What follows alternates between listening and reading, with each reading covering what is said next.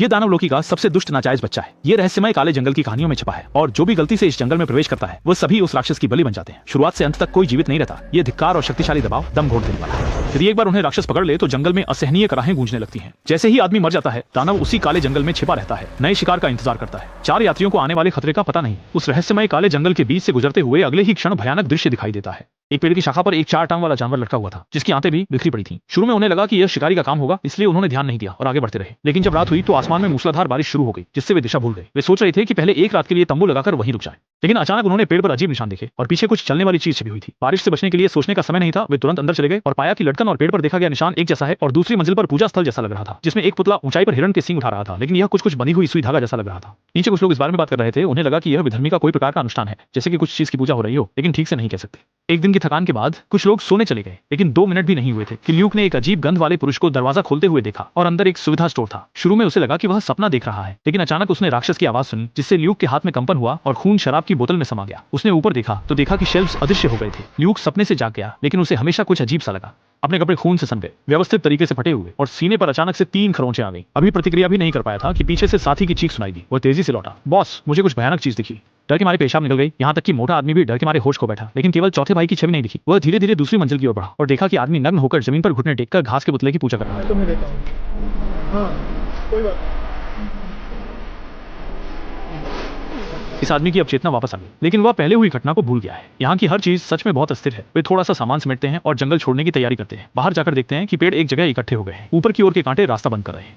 उनके रास्ते जैसे कि एक शैतान की छावनी हो। अच्छा था कि बगल में अभी भी एक रास्ता था। वे केवल हिम्मत करके चलते रहे, लेकिन आधे दिन चलने के बाद भी वे वहीं खड़े थे। कुछ लोग थक कर चूर हो गए थे। पर्यटक ने प्रस्ताव दिया कि वह खुद पहाड़ी पर जाकर देखेगा, ताकि कुछ लोग पहले वहीं आराम करें। जैसे ही वह आदमी और अंदर की ओर गया, अचानक उसने एक विशाल आकृति देखी। वह डर के मारे तुरंत उसी रास्ते वापस लौट आया। उन्होंने इस घटना के बारे में अपने साथियों को बताया और उन खरोंचों को दिखाया। कहा कि जंगल में जरूर कोई भयानक राक्षस है। अपनी जान बचाने के लिए उन्हें यात्रा जारी रखनी होगी। जब तक वे एक फूलों की क्यारी के पास नहीं पहुंचे, वे रुक गए, क्योंकि उन्हें मिट्टी में कुछ दफन पाया। जब उन्होंने उसे निकाला तो देखा कि वह अन्य लोगों का छोड़ा हुआ बैग था। ऊपर दिख रहा था कि 4 सदस्यीय परिवार शायद मुसीबत में फंस चुका था, लेकिन बड़े ने खुद को सांत्वना देने की कोशिश की। हालांकि वह खुद भी बहुत डरा हुआ था, लेकिन अंधेरा हो रहा था और उन्हें यहीं रुकना पड़ा। सोते समय ल्यूक को आवाज से नींद से जगा दिया गया। वो सावधानी से बाहर देखने गया और देखा कि उसका दोस्त जमीन पर घुटनों के बल बैठा है और उंगली से तंबू की ओर इशारा कर रहा है। जब ल्यूक वहां पहुंचा तो उसने पाया कि नेता गायब हो गया था और उसके दोस्त का मुंह से लगातार निकल रहा था कि उसे कोई राक्षस उठा ले गया। इस जंगल से नेता की चीख सुनाई दी। वे तुरंत आवाज की दिशा में दौड़ पड़े, लेकिन बिल्कुल बिना सिर के मक्खियों की तरह। इतनी अंधेरे में कुछ भी नहीं दिख रहा था, इसलिए पहले तंबू में लौट गए, अगली सुबह वापस उसे खोजने के लिए। रात के बाद सुबह हल्का उजाला था और 3 लोग फिर से चल पड़े, लेकिन अभी 2 कदम भी नहीं चले थे कि सिर देख लिया। मजबूरन नेता भेड़ के गोश्त की तरह पेड़ पर लटके हुए थे। कुछ लोग डर से स्तब्ध रह गए थे। उन्हें पता था कि राक्षस हमेशा उनका पीछा कर रहा था, इसलिए जीवित रहने के लिए उन्हें तुरंत निकलना पड़ा। लेकिन यह जंगल भूल भुलैया जैसा था। अंदर आना आसान था, लेकिन बाहर जाना मुश्किल। अच्छी बात यह थी कि ल्यूक को जल्द ही आशा की किरण दिखाई दी, पर तब तक दोनों की हिम्मत जवाब दे चुकी थी। ल्यूक अकेले आगे देखने के लिए चला गया और जब ऊपर चढ़ा तो अंत दिखाई दिया। वे यह अच्छी खबर उन्हें बताने वाले थे कि तभी अगले पल।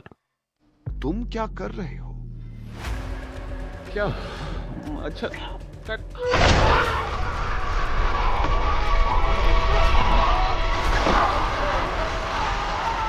अब 4 लोगों में सिर्फ लुक और एक और आदमी बचे थे। वे जान बचाने के लिए भाग रहे थे, लेकिन उनके पीछे अचानक कदमों की आवाज आई, जो हमेशा जंगल में चल रही थी। अगले ही पल राक्षस आखिरकार प्रकट हुआ। जीवित रहने की इच्छा से दोनों रुकने का साहस नहीं कर पाए और भागते भागते एक लकड़ी के मकान तक पहुंच गए। लेकिन अंदर जाते ही उन्होंने देखा कि एक सफेद बालों वाला बूढ़ा व्यक्ति पूजा कर रहा था।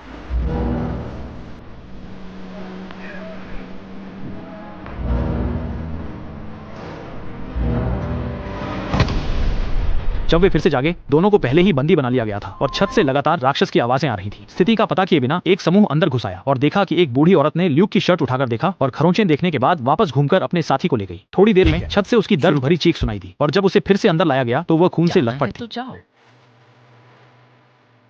तुम्हें मेरी जिंदगी के बारे में बताया। मैंने कहा आप बहुत शांत।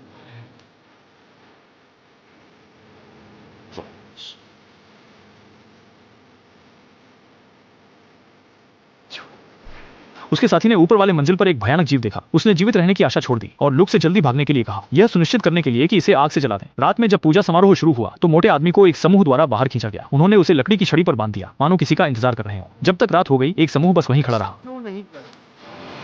तुम किसका इंतजार कर रहे हो?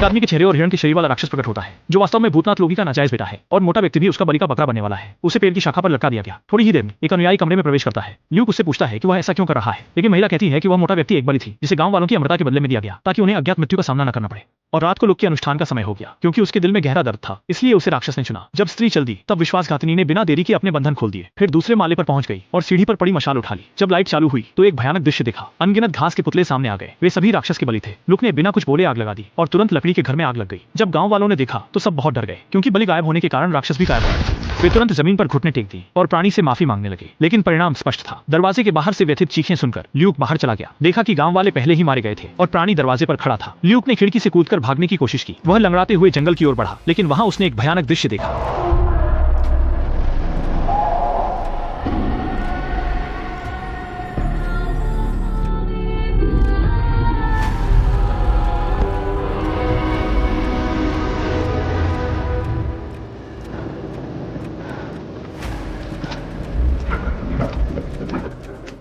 लूक ने स्थिति को देखकर तुरंत अपनी शिकार राइफल निकाली और उस राक्षस पर एक गोली चला दी, जिससे केवल हिरण डरकर पोते जैसे जंगल की ओर भाग गया। उसे जमीन पर गिरा दिया। जब वह खड़ा हुआ तो देखा कि एक अद्भुत प्राणी उसकी ओर बढ़ रहा है। अगले ही पल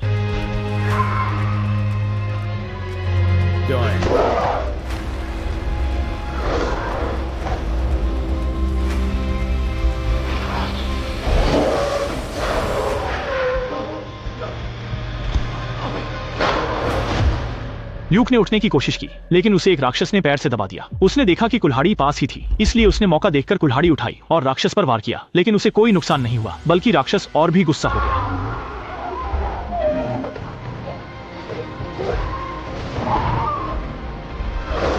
ल्यूक एक चूहे की तरह लगातार भागा और अंततः जंगल से बाहर निकलने में सफल हुआ, जबकि राक्षस ऐसा फंसा हुआ प्रतीत हुआ जो इस काले जंगल से बाहर नहीं निकल सका।